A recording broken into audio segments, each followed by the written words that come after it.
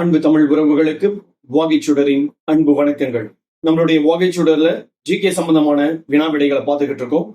இன்னைக்கு unit 8 part 1 part 2 அப்படிங்கிறதெல்லாம் கிடையாது, ஒரே பார்ட் தான். 50 கேள்விகள் கொண்ட இந்த வீடியோவை நீங்க பாருங்க. இதுல கொடுத்திருக்கக்கூடிய கேள்விகள் எல்லாமே நீங்க பாத்தீங்க அப்படின்னா சயின்ஸ் அண்ட் டெக்னாலஜில வருது. இது யூனிட் 8ல நமக்கு கொடுத்திருக்காங்க. சோ இது 50 கேள்விகள் இருக்கு. அந்த 50 கேள்விகள் என்னென்ன, அதுக்கான விடை என்ன அப்படிங்கிறதையும் பார்த்துடலாம். கொடுக்கக்கூடிய கேள்விகளை புரிஞ்சுக்கோங்க, கேள்வியையும் புரிஞ்சுக்கோங்க. இன்கேஸ் ஆன்சரை கேள்வியா கேட்டா கேள்வியில இருக்கக்கூடியது பதிலா நீங்க கொடுக்கிற மாதிரி எல்லாம் இருக்கும். அதனால இப்படி இருக்கிற மாதிரியே வரணும் அப்படிங்கிறது அவசியம் கிடையாது. அதனால ஒவ்வொரு கேள்வியும் சரியா புரிஞ்சு படிங்க.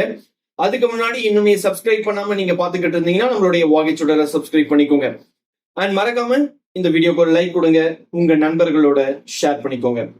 வாங்க வீடியோக்குள்ள போகலாம். கேள்விகளும் அதனுடைய விடைகளும் என்னென்ன அப்படிங்கிறத பார்க்கலாம். முதல் கேள்வி, இந்தியாவில் தேசிய குவாண்டம் இயக்கம் என்ற துறையில் ஆராய்ச்சியை மேம்படுத்துவதற்கு தொடங்கப்பட்டது எது? குவாண்டம் கணினி. The National Quantum Mission in India was launched to advance research in which field? Quantum computing.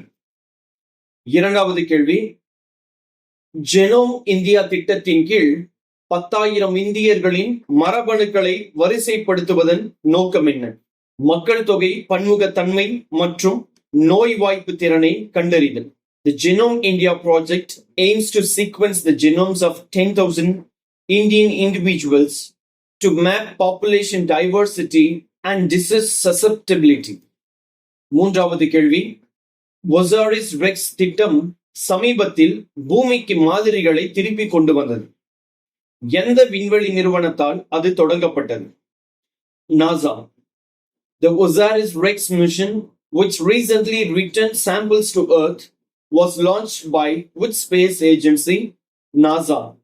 நான்காவது கேள்வி, இந்திய ஆராய்ச்சியாளர்கள் சூரிய ஆற்றலை பயன்படுத்தி நீரை பிளக்கும் வினைவேக மாற்றியை எதை மேம்படுத்த உருவாக்கினர்? ஹைட்ரஜன் எரிபொருள் உற்பத்தி. Indian researchers developed a solar water splitting catalyst to improve hydrogen fuel production. ஐந்தாவது கேள்வி, HLV Mark 3 என்பது இதனுடைய விரிவாக்கம் அப்படிங்கிறது human rated launch vehicle mark 3 அப்படிங்கிறது இந்தியாவின் ககன்யான் திட்டத்துடன் தொடர்புடையது. இது என்ன? மனிதர்கள் பயணிக்கக்கூடிய எல்வி மார்க் 3 ஏவு வாகனத்தின் மேம்படுத்தப்பட்ட வடிவம். HLV Mark 3 is associated with India's Gaganyaan mission. It is a human-rated LV Mark 3 launch vehicle. ஆறாவது கேள்வி, ஆதித்யா L1 விண்கலம் சூரியன் பூமிக்கு இடையே உள்ள L1 புள்ளியில் உள்ள ஒளிவட்ட பாதையில் நிலைநிறுத்தப்பட்டதன் நோக்கம் என்ன? சூரியனை தொடர்ந்து பார்ப்பதற்கு. Aditya L1 was placed in a halo orbit around the Sun Earth L1 point to continuously view the Sun. ஏழாவது கேள்வி, நாவிக் என்பதன் விரிவாக்கம் என்ன? இந்திய விண்மீன் தொகுப்புடன் கூடிய வழிகாட்டுதல். NAVIC stands for Navigation with Indian Constellation. எட்டாவது கேள்வி, டிஃப்ராக் இது இந்தியாவின் முதல் கணினி எங்கு உருவாக்கப்பட்டது? டாடா அடிப்படை ஆராய்ச்சி நிறுவனம், Mumbai. டிஃப்ராக், India's first computer, was developed at TIFR, Mumbai. ஒன்பதாவது கேள்வி, சந்திராயன் 1 நிலவில் நீரை கண்டறிந்த ஆண்டு எது? 2009. Chandrayaan 1 discovered water on the moon in 2009. பத்தாவது கேள்வி, நிலவில் தண்ணீரை கண்டறிந்த கருவி எது? மூன் இம்பாக்ட் ஆய்வுக்களம். The instrument that detected water on the moon was Moon Impact Probe. 11வது கேள்வி, DRDO என்பதன் விரிவாக்கம் என்ன? பாதுகாப்பு ஆராய்ச்சி மற்றும் மேம்பாட்டு அமைப்பு. The acronym DRDO stands for Defense Research and Development Organization. 12வது கேள்வி, இன்சாட் 3D எதற்காக பயன்படுத்தப்படுகிறது? வானிலை ஆய்வுகள். INSAT 3D is used for meteorological studies. 13வது கேள்வி, மங்கள்யான் கீழ்கண்டவற்றுள் எதற்காக குறிப்பிடத்தக்கது? மிக குறைந்த செலவில் மேற்கொள்ளப்பட்ட செவ்வாய் கிரக பயணம். Mangalyaan is notable for being the most cost-effective Mars mission. 14வது கேள்வி, இந்தியாவின் ஏசாட் ஏவுகணை சோதனை மிஷன் சக்தி என்ற பெயரில் எந்த பாதையில் நடத்தப்பட்டது? குறைந்த பூமி சுற்றுப்பாதை. India's ASAT anti-satellite missile test named Mission Shakti was conducted in which orbit? Low Earth Orbit LEO. 15வது கேள்வி, DRDO-வால் உருவாக்கப்பட்ட பிரலாய் ஏவுகணை மிகச் சிறப்பாக விவரிக்கும் வகை இது? குவாசி பாலிஸ்டிக் ஏவுகணை.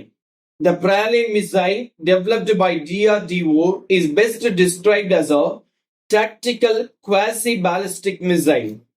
16வது கேள்வி, நாசாவால் ஏவப்பட்ட கலாம் சேட் கீழ்கண்டவற்றுள் எதற்காக குறிப்பிடத்தக்கது? உலகின் மிகச் சிறிய செயற்கைக்கோள். The Kalam Sat was launched by NASA, was notable for being the world's smallest satellite. 17வது கேள்வி, ஸ்பிரின்ட்ரானிக்ஸ் தொழில்நுட்பம் இது மின்னணுவியலின் எதிர்காலமாக பார்க்கப்படுகிறது. இது எலக்ட்ரான்களின் எந்த பண்பை பயன்படுத்துகிறது? சுழற்சி பண்பை பயன்படுத்துகிறது. The spintronics technology, which is seen as the future of electronics, leverages which property of electrons? Spin. 18வது கேள்வி, இந்தியாவின் மீ விசை காற்றுச் சுரங்கம் ஹைப்பர்சோனிக் விண்ட் டனல் எங்கு அமைந்துள்ளது? Hyderabad. India's hypersonic wind tunnel is located at Hyderabad. 19வது கேள்வி, INS விக்ராந்த் இந்தியாவின் முதல் உள்நாட்டு விமானம் தாங்கிய கப்பல் எந்த வகையான என்ஜின்களால் இயக்கப்படுகிறது? எரிவாயு விசையாழிகள். In INS Vikrant, India's first indigenously built aircraft carrier is powered by which type of engines? Gas turbines. 20வது கேள்வி, இந்தியாவின் விமானப்படையில் இணைக்கப்பட்ட தேஜஸ் சண்டை விமானத்தை உருவாக்கிய நிறுவனம் இது? Hindustan Aeronautical Limited. The Tejas fighter aircraft inducted into the Indian Air Force was developed by which agency? Hindustan Aeronautics Limited HAL. 21வது கேள்வி, இந்தியாவில் முக்கிய முயற்சியான டிஜிட்டல் பொது உள்கட்டமைப்பு என்பது கீழ்கண்டவற்றுள் எவற்றை உள்ளடக்கியது? இதற்கு சரியான விடை டி. 1, 2, 3 மற்றும் 4. 4மே சரி. ஆதார், ஒருங்கிணைந்த பணம் செலுத்தும் இடைமுகம், DigiLocker, CoWIN. The term digital public infrastructure, a key initiative of India, includes which of the following? Aadhaar, Unified Payments Interface UPI, Digital Locker, Covin, and the correct answer is D. All the 4 are correct. 22வது கேள்வி, Chandra x ray ஆய்வகம் என்ற முக்கிய விண்வெளி தொலைநோக்கியை விண்ணில் செலுத்திய நிறுவனம் எது? NASA. The Chandra X-ray Orbitary is a major space telescope launched by NASA. 23வது கேள்வி, விண்வெளி ஆராய்ச்சி மையமான விக்ரம் சாராபாய் விண்வெளி மையம் எங்கு அமைந்துள்ளது? Thiruvananthapuram, Kerala. The Vikram Sarabhai Space Center, a leading ISRO facility, is located in Thiruvananthapuram, Kerala. 24வது கேள்வி, DRDO-வால் உருவாக்கப்பட்ட பினாக்கா அமைப்பு என்பது மல்டி பேரல் ராக்கெட் ஏவுதளம் அமைப்பு. The Pinaka system developed by DRDO is a multi-barrel rocket launcher system. 25வது கேள்வி, ஜேம்ஸ் வெப் விண்வெளி தொலைநோக்கி முதன்மையாக மின்காந்த நிறமாலையின் எந்த பகுதியில் உள்ள அண்டத்தை பார்க்க வடிவமைக்கப்பட்டுள்ளது? அகச்சிவப்பு. The James Webb Space Telescope is designed primarily to observe the universe in which part of the electromagnetic spectrum? Infrared. 26வது கேள்வி. இந்தியாவின் தேசிய குவாண்டம் இயக்கம் குவாண்டம் தொழில்நுட்பத்தில் அறிவியல் மற்றும் தொழில்துறை ஆராய்ச்சி மற்றும் மேம்பாட்டை மேம்படுத்துவதை நோக்கமாக கொண்டுள்ளது. இதன் ஆரம்ப திட்டமிடப்பட்ட கால அளவு என்ன? 2023 முதல் 2031 வரை. The National Quantum Mission of India aims to scale up scientific and industrial R&D in quantum technology. What is its initial planned tenure? 2023 to 2031. 27வது கேள்வி. இந்தியாவின் வியூக ஆயுத கிடங்கின் ஒரு முக்கிய அங்கமான அக்னி வி ஏவுகணை எந்த வகையின் கீழ் வகைப்படுத்தப்படுகிறது? கண்டம் விட்டு கண்டம் பாயும் பாலிஸ்டிக் ஏவுகணை. Agni V missile, a key part of India's strategic arsenal, is classified as a intercontinental ballistic missile (ICBM). 28வது கேள்வி. அடல் புத்தாக்க இயக்கம் என்பது அடல் டிங்கரிங் ஆய்வகங்களை நிறுவுவதை உள்ளடக்கியது. அவற்றின் முதன்மை நோக்கம் என்ன? இளம் பள்ளி மாணவர்களிடையே ஆர்வம் மற்றும் புத்தாக்கத்தை வளர்ப்பது. The Atal Innovation Mission includes establishing Atal Tinkering Labs. What is their primary objective? To foster curiosity and innovation in young school children. 29வது கேள்வி. சர்வதேச வெப்ப அணுக்கரு சோதனை உலை திட்டம் எந்த நாட்டில் அமைந்துள்ளது? பிரான்ஸ் நாட்டில். The International Thermonuclear Experimental Reactor Project is based in which country? France. 30வது கேள்வி. இந்தியாவில் வானிலை முன்னறிவிப்பு செயற்கைக்கோள்கள் எந்த தொடரின் கீழ் வருகின்றன? INSAT தொடர். Weather forecasting satellites in India belong to the INSAT series. 31வது கேள்வி. ரோபோட்டிக்ஸில் ஸ்லாம் என்ற சொல் எதை குறிக்கிறது? ஒரே நேரத்தில் இருப்பிடம் மற்றும் வரைபடமாக்கல். In robotics, what does the term SLAM stand for? Simultaneous localization and mapping. 32வது கேள்வி.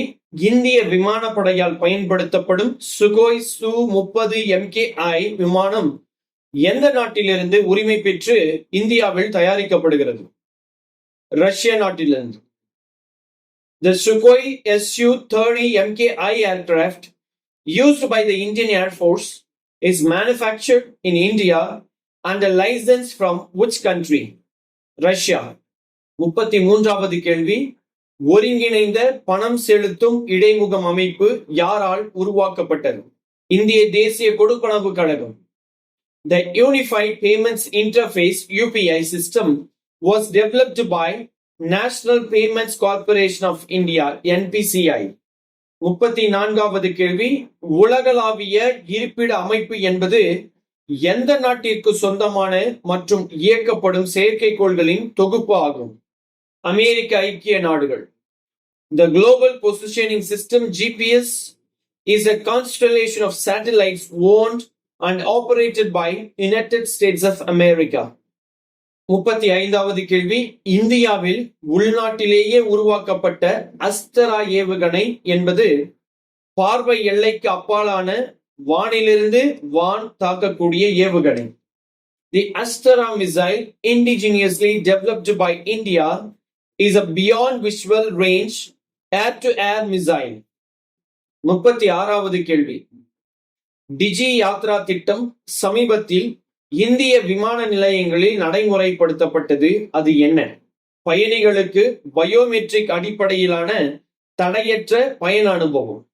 The Digi Yatra initiative recently implemented at Indian airports is a biometric-based seamless travel experience for passengers. 37வது கேள்வி. பிரம்மோஸ் ஏவுகணை இந்தியா மற்றும் ரஷ்யாவின் கூட்டு முயற்சியாகும்.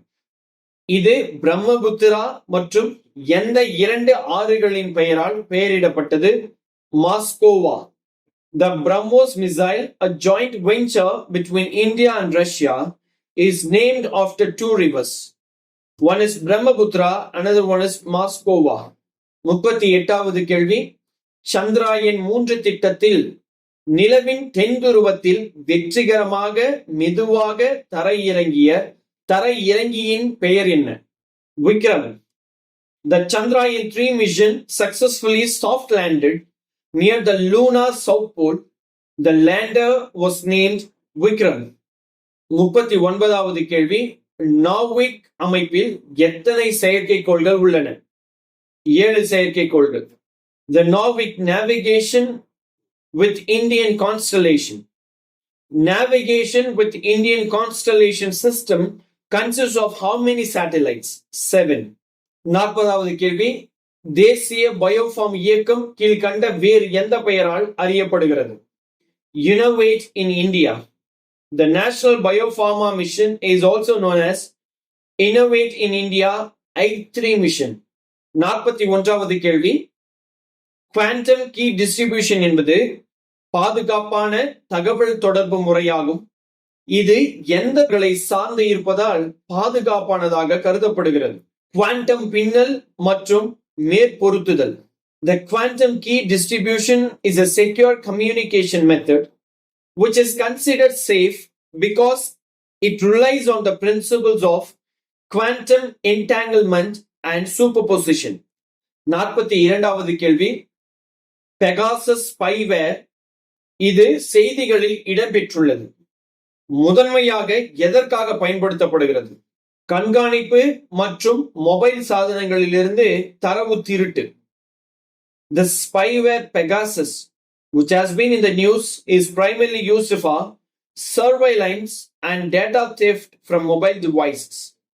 43வது கேள்வி, lunar gateway என்பது நிலவை சுற்றி வர திட்டமிடப்பட்ட ஒரு விண்வெளி நிலையமாகும். இந்த திட்டத்தை வழிநடத்துவது யார்? நாசா மற்றும் அதன் சர்வதேச கூட்டாளிகள். The Lunar Gateway is a planned space station that will orbit the moon. It is a project led by NASA and its international partners. 44வது கேள்வி, ஆழ் பெருங்கடல் இயக்கம் அல்லது சமுத்திரியான் என்று அழைக்கப்படும் திட்டம் 6000 மீட்டர் ஆழத்திற்கு மனிதர்களை அனுப்ப திட்டமிடப்பட்டுள்ளது.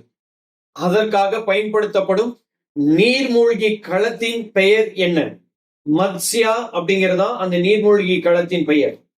The Deep Ocean Mission, also known as Samudriyan, plans to send humans to a depth of 6000 meters in a submersible called Matsya. 45வது கேள்வி, ஆரோக்கியா சேது செயலி எதற்காக தொடங்கப்பட்டது? COVID-19 கண்காணிப்பு. Arokya Setu app was launched for COVID-19 tracking. 46வது கேள்வி, தேசிய பசுமை ஹைட்ரஜன் இயக்கம் நேஷனல் கிரீன் ஹைட்ரஜன் மிஷன் மத்திய அமைச்சரவையால் அங்கீகரிக்கப்பட்ட ஆண்டு எது? 2023. The National Green Hydrogen Mission was approved by the Union Cabinet in 2023. 47வது கேள்வி, மிஷன் வாத்சல்யா என்பது எதற்கான திட்டம்? குழந்தை பாதுகாப்பு சேவைகள். The Mission Vatsalya is a scheme for child protection services.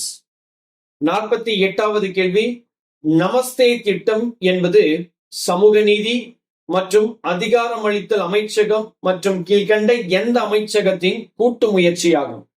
வீட்டு வசதி மற்றும் நகர்ப்புற விரிவாக்கங்கள் அமைச்சகம். The Namaste National Action for Mechanized Sanitation Ecosystem. This scheme is a joint initiative of the Ministry of Social Justice and Empowerment and the Ministry of Housing and Urban Affairs.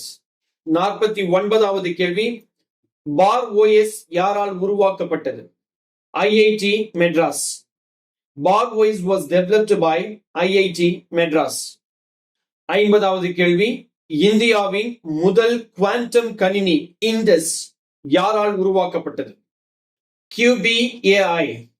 India's first quantum computer Indus was built by QBAI. So இத்துடன் unit 8க்கான கேள்விகள் நிறைவடையுது. இதுக்கான PDF நான் டிஸ்கிரிப்ஷன்ல கொடுத்துறேன். அதை download பண்ணி நீங்க use பண்ணிக்கோங்க. தொடர்ந்து வாகைச்சுடரோட இணைந்திருக்கிறதுக்கு மறக்காம சப்ஸ்கிரைப் பண்ணிக்கோங்க. இந்த வீடியோக்கு ஒரு லைக் கொடுத்து உங்க நண்பர்களோட ஷேர் பண்ணிக்கோங்க. நாளை அடுத்த வீடியோவில் சந்திப்போம். நன்றி, வணக்கம்.